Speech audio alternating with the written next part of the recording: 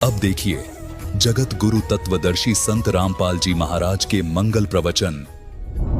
जो मेरे ज्ञान का आश्रय करके तत्वदर्शी संत की खोज कर लेता है तो तत्वदर्शी संत से उसको ये ज्ञान होता है, वो परिचित होता है, तो वो व्यक्ति केवल जरा और मरण से ही छूटने का प्रयत्न करता। जरा माने वृद्ध अवस्था और मरण माने मृत्यु।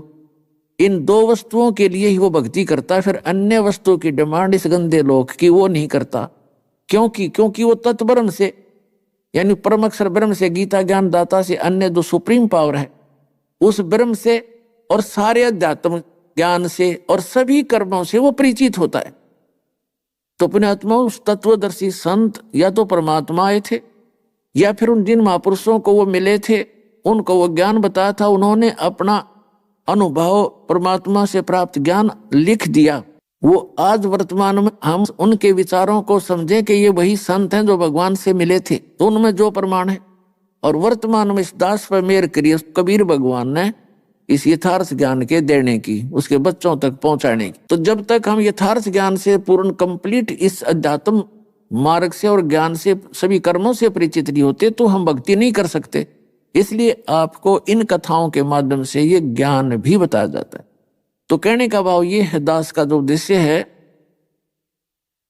कि आपका सौभाग्य है कि आपको ये यथार्थ ज्ञान सुनने को मिला और ये वो भक्ति मिल गई जो अभी तक परमात्मा ने आपके लिए सुरक्षित रखी थी, गुप्त रखी थी, छुपा रखी थी।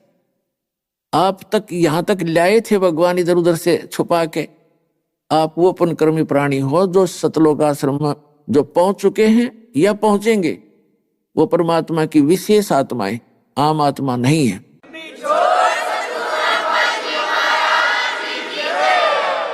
अब जो हम आगे प्रसंग चला रहे हैं उससे पहले थोड़ी ये कथा बताना चाहते हैं कि वो परमात्मा जैसे प्रारंभ में दास ने बताया था कि वो अच्छी आत्माओं को मिलते हैं और उनको अपना ज्ञान देते हैं। वो किन किन को मिले? आदरणीय धर्मदास साहिब जी की कथा आपको दास सुना ही रहा है, अब ये इसे क्लियर होगा। आदरणीय मलुकदास साहिब जी से, आदरणीय नानक साहिब जी से, आदरणीय दादू दास साहिब जी से, आदरणीय गरीबदास साहिब जी गांव छुड़ानी जिला झज्जर हरियाणा वाले से मिले, और आदरणीय गीसा दास साहिब जी गांव खेखड़ा जिला मेरठ उत्तर प्रदेश वाले को। और वैसे तो बहुत महापुरुषों को मिले हैं लेकिन ये कुछ महापुरुष दास के ज्ञान में है, नॉलेज में है, इनको मिले। तो इनमें से आदरणीय गरीबदास साहिब जी को परमात्मा मिले सन 1727 में। सन 1717 में गरीबदास साहिब जी का जन्म हुआ। 10 वर्ष के थे जब खेतों में गऊ चरा रहे थे, बहुत से और भी गवाले साथ थे। तो वो परमात्मा अपने गुण धर्म के आधार से सतलोक से चलकर आए गति करके। वो एक साधु जिंदा महात्मा का रूप बना के उनके पास आए, फिर उनको ज्ञान दिया। लंबी कहानी है, थोड़ा शॉर्ट में बताएंगे।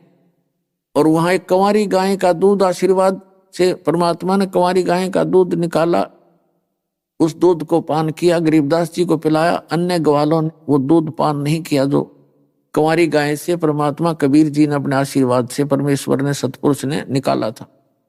क्योंकि कंवारी गाय में दूध नहीं होता, परमात्मा सतलोक से मंगाती है अपना आहार और वहां आ जाता है, उससे निकाल लिया, दूध पी लिया, सतलोक से आता उनका सारा। तो आपका भी सतलोक से आ सकता है जब आप सच्ची भक्ति करो। तो सत्कर मान लियो, यहाँ तो कुछ भी नहीं है। 1-2 वर्ष वर्षाना वो सारे टक्कर मार के मर जाए, ये लोक है और आप उसके बच्चे हो।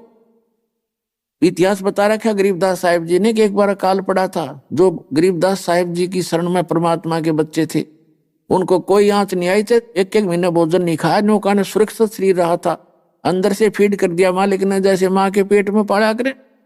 तो कहते हैं ऐसे ही आपकी यहाँ भी मैं सुरक्षा ऐसे ही करूंगा जब मेरी शरण में आ जाओगे।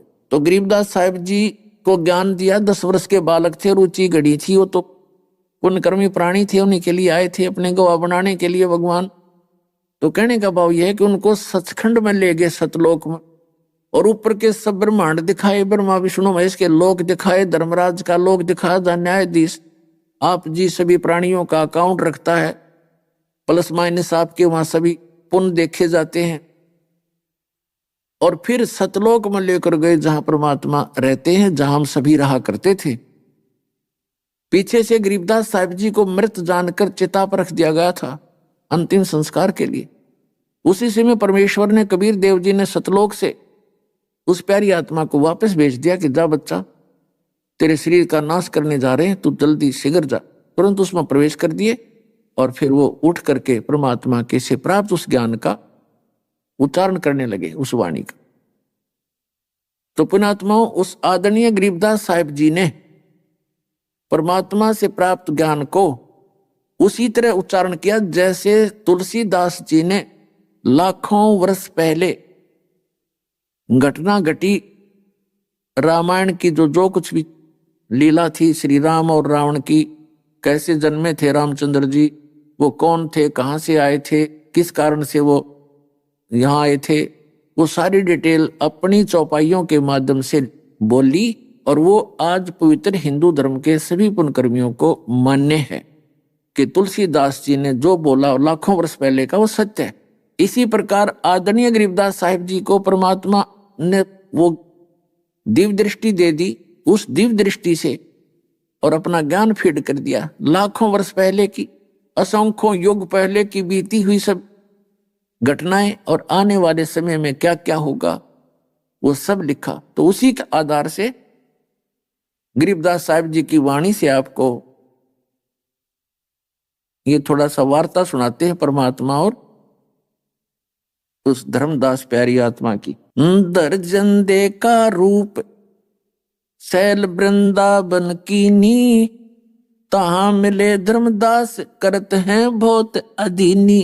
एक साधु और पुण्यकर्मी प्राणी जो पूर्व जन्म के होते हैं, उनके स्वाभाविक लक्षण होते हैं, उनके अंदर विनम्रता बहुत होती है। भगत वही होता है जिसके अंदर बहुत विनम्रता होती है, जीव दया भी बहुत होती है उसके प्रति, वो किसी को दुखी नहीं देख सकता।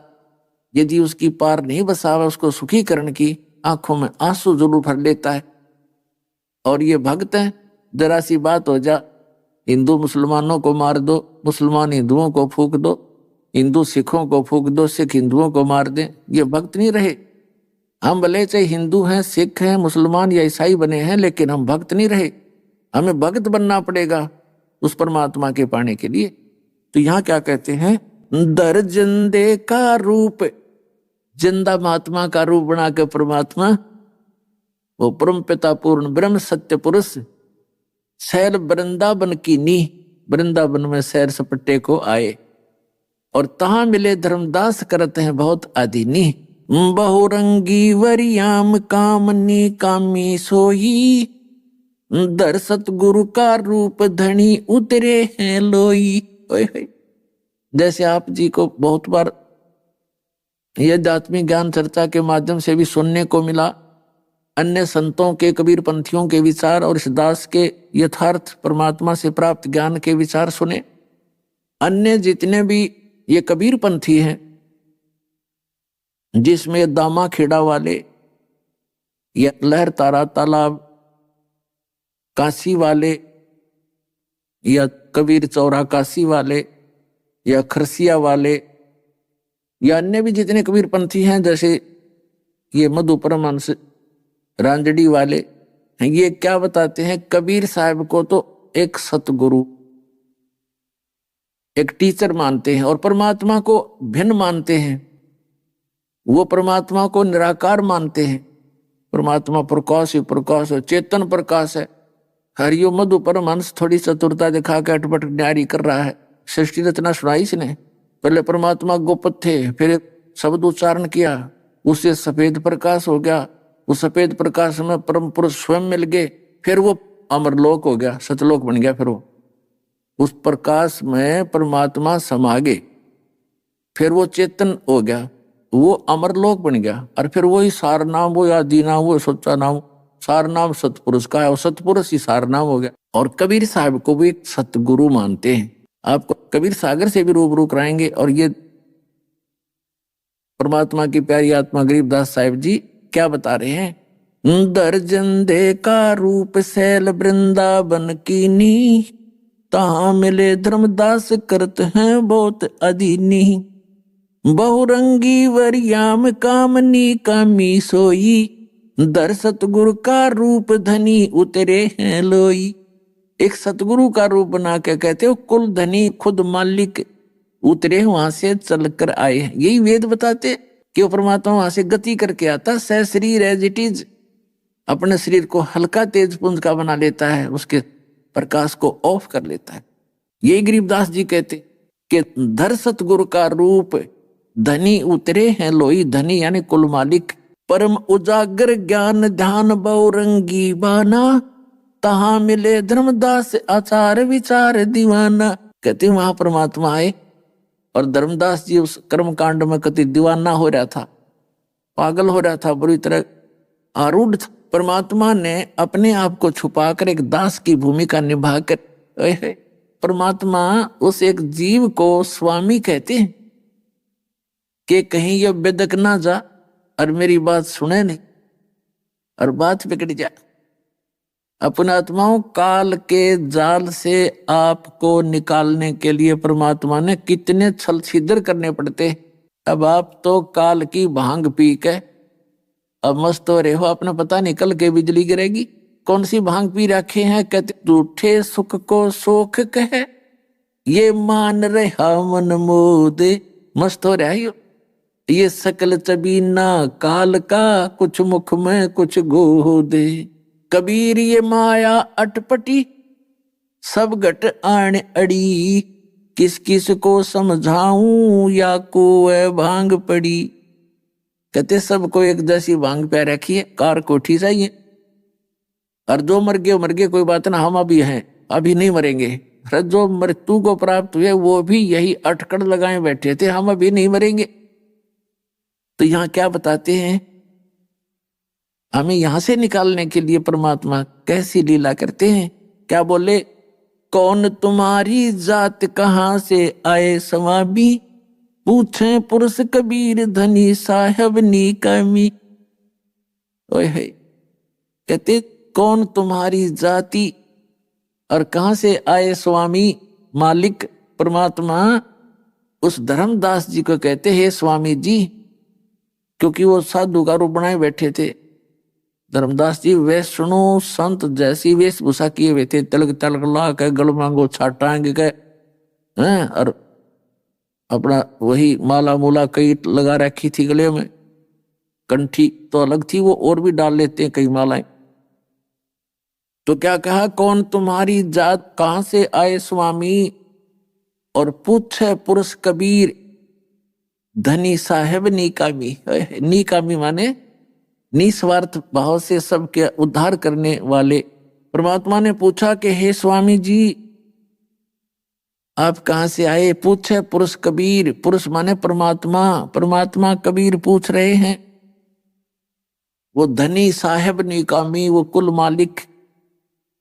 अब धर्मदास जी बताते हैं, हम वैष्णो बैरागी धर्म में सदा रहाई, सुधर न बैठे संग कल्प ऐसी मन माही, सुन जिंदा मम धर्म को अधिक आचार विचार, हमारी करनी जो करे उतरे भवजल पार। अब जो भी जिस साधना को कर रहा है न सोचे औरों ने भी बता दूं और इसी से मोक्ष होगा। तो धर्मदास जी जिंदा महात्मा रूप उपस्थित परमात्मा से कह रहे हैं कि जो साधना हम कर रहे हैं इसने कोई भी कर ले साधना से मोक्ष होगा, उतरे भवजल पार। अब परमात्मा कहते हैं, बोले धनी कबीर, धनी माने मालिक, कुल मालिक स्वामी। बोले धनी कबीर सुनो वैष्णो बैरागी, कौन तुम्हारा नाम गाम कहिए बड़बागी, कौम कुल जात कहाँ को गवन किया है, कौन तुम्हारी रैस किने तुम नाम दिया है, कौन तुम्हारा ज्ञान ध्यान सुमरण है भाई, कौन पुरुष की सेव कहाँ समाधि लगाई, को आसन को गुफा के भर मत रहो सदाई, ये सालग सेवन कीन बहुत अति भार उठाई, झोली झंडा धूप दीप तुम अधिक आचारी, बोले धनी कबीर भेद कई हो ब्रह्मचारी, हमको पार लंघाइयो परम उजागर रूप, जंद कहे धर्मदास से तुम हो मुक्ति स्वरूप। अब परमात्मा पूछ रहे हैं अपनी प्यारी आत्मा से, और उनको किस किस महिमा से संबोधित कर रहे हैं, और क्या कहते हैं कि हमको पार लंघाइयो, कि हमें मोक्ष प्राप्ति करवाना, हे परम उजागर रूप। और जिंद कहे धर्मदास से, परमात्मा कहते हैं धर्मदास जी से, तुम हो मुक्त स्वरूप। यानी आपकी साधना, आपकी भक्ति तो मैंने दिखाई देती है जैसे मेरा कल्याण निश्चित है। यानी उसको परमात्मा उकास रहे हैं ताकि कुछ देर वार्ता कर लेगा तो मैं कंडम कर दूंगा इसको, 1 मिनट में घायल कर दूंगा, जख्मी कर दूंगा अंदर से, फिर ये तड़फता फिरेगा। और पहले हमारे निकट आने के लिए परमात्मा कैसी लीला करनी पड़ी। क्या बताते हैं, बोले धनी कबीर सुनो वे सुनो बैरागी, और कौन तुम्हारा नाम गाम कहिए बड़भागी। कौम कुल जात कहाँ को गवन किया है, और कौन तुम्हारी रैस किन्हें तुम नाम दिया है। परमात्मा पूछ रहे, कौन तुम्हारा ज्ञान धान सुमरण है भाई, और कौन पुरुष की सेव यानी किस भगवान की पूजा करते हो, और कहाँ तुमने समाधि लगाई। को आसन को गुफा के भर मत रहो सदाई, कि कहीं कोई आसन है तुम्हारा ठिकाना, कोई आश्रम है, या किसी गुफा में रहते हो, या ऐसे रमते राम हो, भ्रमण करते रहते हो। को आसन को गुफा के भर मत रहो सदाई, और सालग सेवन कीन अति बहुभार उठाई। झोली झंडा धूप दीप तुम अधिक आचारी, और बोले धनी कबीर भेद कहियो ब्रह्मचारी। और फिर कहते हैं हमको पार लंघाइयो। परमात्मा कह रहे हैं तूने आपने सारा कुछ ले रखा है, जोड़ी भी है, धूप भी, दीप भी, जोत जात लगाते हैं, धूप भगवान के आगे रखते हो, मूर्ति भी ले रखी है, तो हमको पार लगाइयो। हमको पार लंगा वही परम उजागर रूप। जिंद कहे धर्मदास से, जिंदा महात्मा रूप में बैठे परमात्मा धर्मदास जी कहते हैं तुम हो मुक्त स्वरूप। धर्मदास जी से करे। अब धर्मदास जी फिर लगा बताने मैं कौन हूं, क्या करता हूं, कहां से आया हूं। बांधोगढ़ है गाम नाम धर्मदास कहीजे, वैसे कुली कुल जात सुदर की नी बात सुनीजे। हम सुदरों को निकट नहीं आने देते, और वैसे कुल में मेरा जन्म है, जात है, और धर्मदास मेरा नाम है, और वैसे कुल में मेरा जन्म है, बनिया हूं, और बांधोगढ़ मेरा गांव है। बांधोगढ़ है गांव नाम धर्मदास कहीजे, वैसे कुली कुल जात सुदर की नी बात सुनीजे। सरगुण ज्ञान स्वरूप धान साल की सेवा, मल्लागिरी छड़कंत संत सब पूजे देवा। 68 तीर्थ दान ध्यान करे हम आए, पूजे सालग राम तिलक गलमाल चढ़ाए। धूप दीप अधिकारी आरती करें हमेशा, राम कृष्ण का जाप जप हम रटते शंकर शेषा। नेम धर्म से नेह सने दुनिया से नाही, आरूढ़ बैराग और की मानू नाही। अब धर्मदास जी बता रहे हैं कि नेम धर्म से ने सने दुनिया से नाही, और आरूढ़ बैराग और की मानू नाही। कह रहा है कि मुझे पूरा विश्वास अपनी साधना पर, आरूढ़ हूं मैं इसके ऊपर, और किसी की मानो नहीं, चाहे कोई बेसिक सिर पटक लेना, मेरा जो मार्ग है फाइनल है। फिर क्या कहते हैं, सुन जिंदे मम धर्म को वैष्णो रूप हमारे, 68 तीर्थ हम करें और चिन्ह सिरजनहार। धर्मदास जी कह रहे हैं कि हे जिंदा बाबा जी, अब सुन ले, हमारा वैष्णो धर्म सबसे श्रेष्ठ है, और हम 68 तीर्थ भ्रमण करके परमात्मा प्राप्ति करेंगे। अब परमात्मा क्या बोले, बोले जिंद बैन कहां से सालग आए, को 68 का धाम हमें तत्काल बताए। राम कृष्ण कहाँ रहे नगर वो कौन कहावे, ये जड़वंत हैं देवता से क्यों घंट बजावे। सुने गुने नहीं बात धात पत्थर के स्वामी, कहाँ भर में धर्मदास चीन निज पद निकामी। बोलत घटकट पूर्ण ब्रह्म धर्म आदू नहीं जाना, चिदानंद को चीन डार पत्थर पासाना। राम कृष्ण को टो गए वो धनी एक का एक, जिंद कहे धर्मदास से तुम बूझो ज्ञान विवेक। परमात्मा कहते हैं पहले तो ये बता तेरे राम और कृष्ण कहाँ रहते हैं। धर्मदास जी ने बताया कि वो विष्णु जी स्वयं हैं और विष्णु लोक में रहते हैं। परमेश्वर कबीर जी ने बताया कि आप कि भगवान स्वयं स्वीकार कर रहे हैं गीता में कि मेरे और तेरे अर्जुन बहुत जन्म हो चुके, तो वो भी नाशवान है। और ब्रह्मलोक में गए हुए प्राणी भी पुनर्जन्म में आते हैं, पुनरावृत्ति के अंदर है। तो जब आपके विष्णु भी मरेंगे और वो ब्रह्म आपका विष्णु लोक भी नाश होगा, एक दिन इस ब्रह्मांड का पूरा विनाश होगा, तब कहाँ रहोगे तुम? तो क्या बताते हैं, राम कृष्ण कोटो गए वो धनी एक का एक। अपनी महिमा आप बता रहे परमात्मा। तेरे राम कृष्ण तक करोड़ों मर लिए, वो परमात्मा जो का तू है वो ना मरता है ना जन्मता है।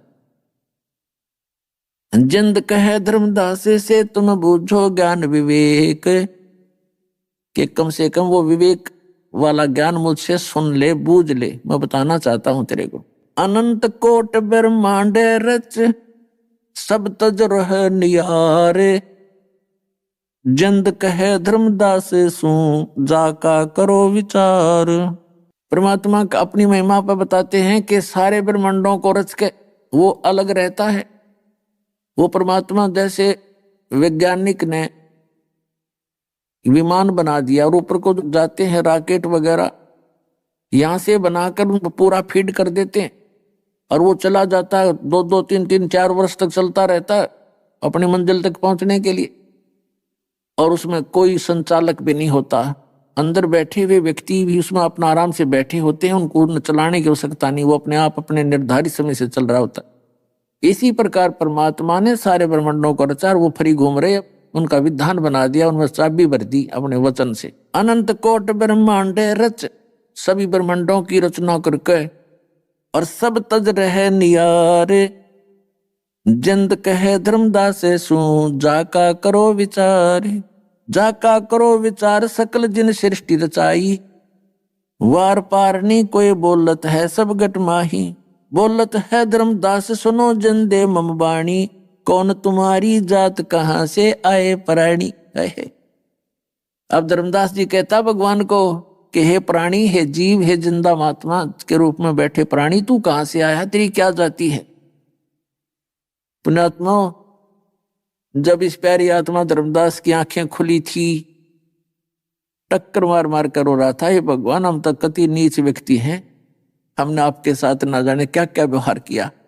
और जब से पहले हम कितने काल की भांग पी करके कैसे रिफले हुए हैं, कैसे भूले हुए भगवान को, अपने आप को सुप्रीम माने बैठे। हम भूल गए हम जीव हैं। 1 मिनट में दरग मार जा प्राणी को, अड़ते प्रधानमंत्री बन रहा हो कितने, हाथ भी ना उठे। तो जीव अपनी औकात बोलकर बकवाद करता है।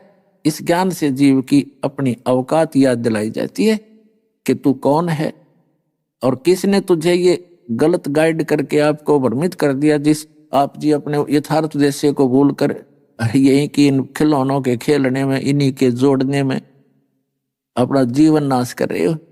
इसके साथ साथ एक आवश्यक कार्य है, वेरी वेरी इंपॉर्टेंट है, वो काम भूल गए, उसकी याद दिलाई जाती है सत्संग।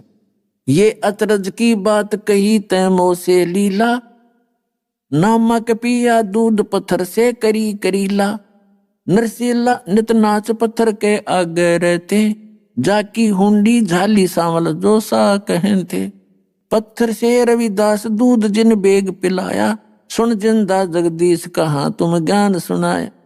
परमेश्वर परवान पत्थर न कहिए जिंदा। नामा की छान छवाई दई देखो सरसंदा। सरगुण सेवा सारे है निर्गुण से नहीं ने।